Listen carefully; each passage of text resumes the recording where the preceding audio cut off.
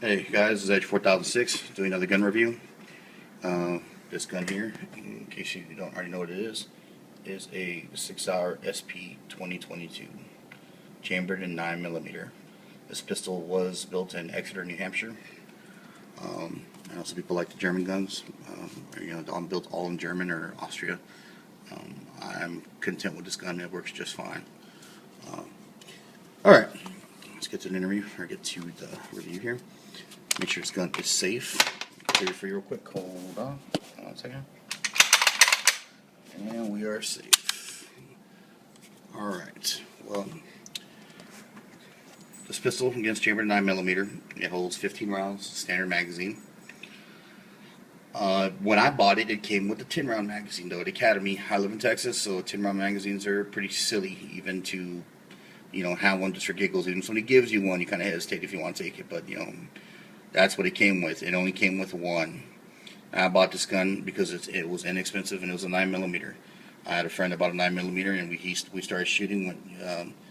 Went from 45 to 9 and shooting his gun, and I liked it. It was a lot less expensive to shoot, but I wanted to get my own toy, so I had to be asked to be using somebody else's. So I bought this one, and that was before the whole craze when 9mm was pretty cheap to shoot.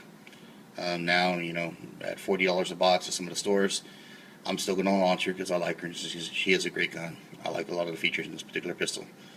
I would one day, like to get a 226 or a 229, maybe a 228 if I can find one in a red box. Definitely would like to pick one of those pistols up, but the budget when I was, starting getting into this hobby was, hobby enthusiast deal was, under $500, and that's what I pretty much paid. This gun when I bought it was retailing for $399. Now this pistol retails for about $479 to $500 now. So as I say, you don't really lose money. I definitely didn't, because I could probably get all my money back on this pistol if I wanted to, but I'm keeping her. I do like her. And this is the factory magazine came with it. This is a 10-round magazine. It's all nice and pretty in blue. As you see here, the bumper pad to pin it down to 10 rounds. This is a pretty magazine, but 10 rounds. I bought these magazines, not replacement, sorry. Yeah, because I don't use a 10-round. I did buy these magazines off Guns America. These are 15-round magazines. These were designed originally for the original Sig 2022 Pro. The first one they came out did design that was made in Germany. That's where I believe these magazines came from, or the guy who had used them. And I was able to buy them used for about $26 a pop on Guns America. Got a pretty good deal.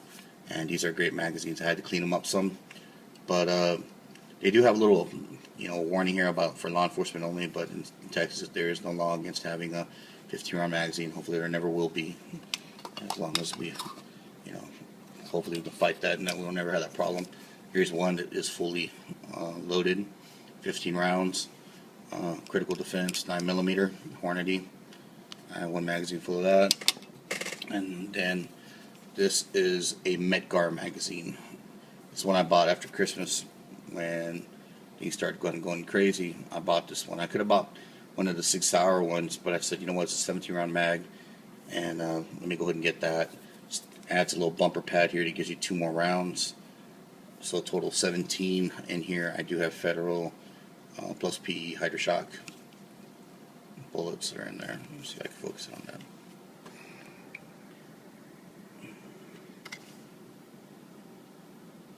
No. It is a pretty cool magazine. With that particular, the only thing I like about it is that when it does sit, it does kind of stick out a little. It's not eye-pleasing, but it works. I've checked it and it functions fine. So yeah, the little gap here kind of is weird. You can maybe pinch your finger, but yeah, its functionality, it works just fine. There's nothing wrong with that magazine. Okay. All right, here. Well, let's go over some of the features of the gun.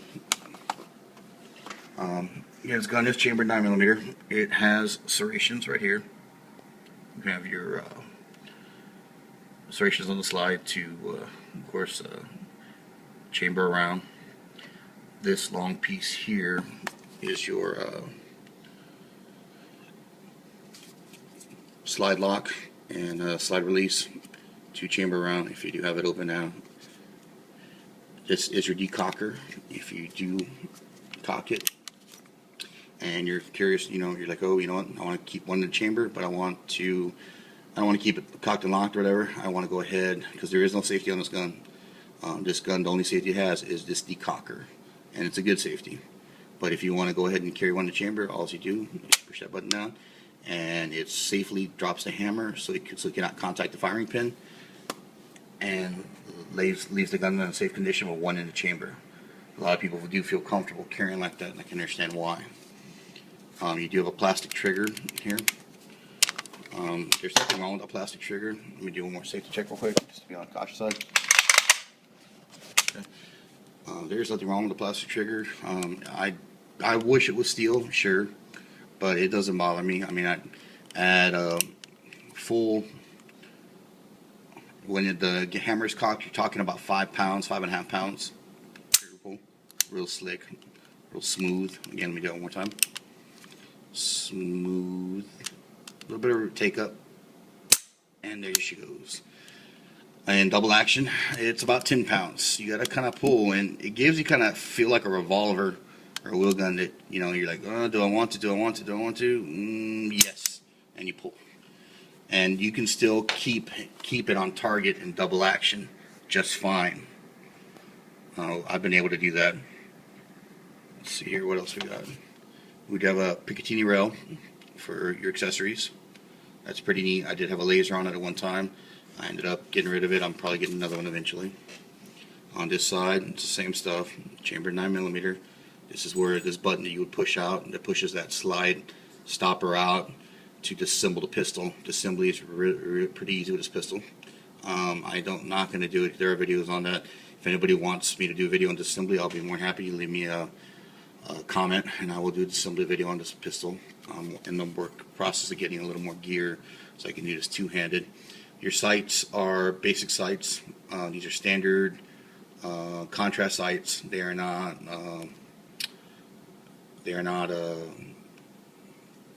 night sights. You can get night sights from Sig Sauer for about $150 more. If you send it to them, they'll do it. I recommend you let them do it, and put the sights if you do want them.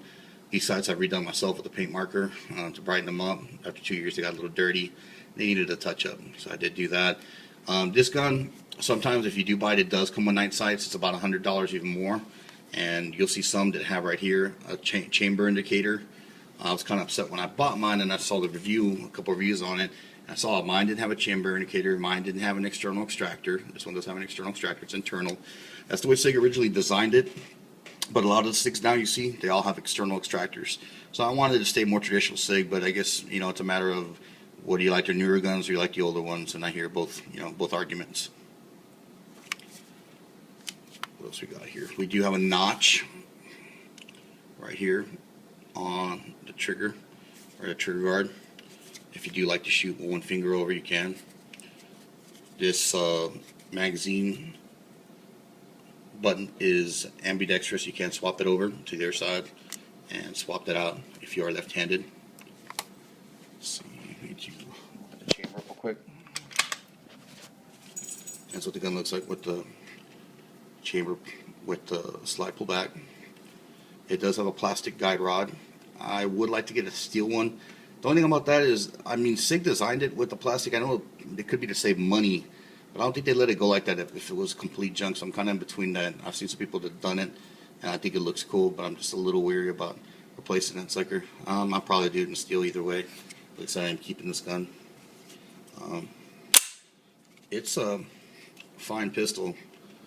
I definitely recommend it for somebody that wants a Sig, wants reliability, and wants to keep your gun price under $100, or sorry, under $1,000, you know, under like $500. You can still do that with this gun. You can buy them for about $469. This video is about 10 minutes. I'm going to wrap it up. Basic, you know, wrap up here is you're looking for a budget Sig Sauer, 9mm or 40. They do make them. You can get a conversion for the 40 to 357 Sig. But either way, you can't lose with this pistol. Some people like it. They like the Sig 250s over these. I understand why. Those are great pistols, and they're more modular. But this overall, I'm a bit impressed with. I did have to send it back. I did have a firing pin that broke on it, but I was dry firing the living hell out of this gun when I first got it, and then it finally broke. You know, no big deal. I sent it to Sig. I told them. They asked me, "Are you using Winchester white box?" I said yes. You know, I didn't lie to them at the time. I was, and they replaced it. So, any questions or comments? Please leave some. This is Edge 4006 signing out. Again, fellas. Fight the good fight. Keep your groups tight.